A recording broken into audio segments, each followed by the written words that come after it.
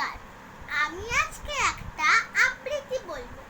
কুকু ও কাঠবেড়ালি, কাজী নজরুল ইসলাম।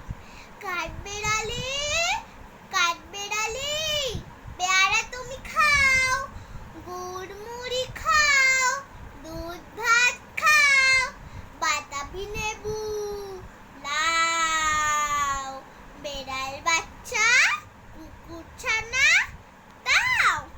ডাইনি তুমি হুক্কা পেটু, খাও এক আবার জেঠাই জেঠু, বাতাবি নেবো সকলগুলো একলাই খেলে ডুবিয়ে নিল। হবে যে ভারী লেজ উঁচিয়ে পুটুস পাটুস চাপ। সোজা তুমি, তোমার সাথে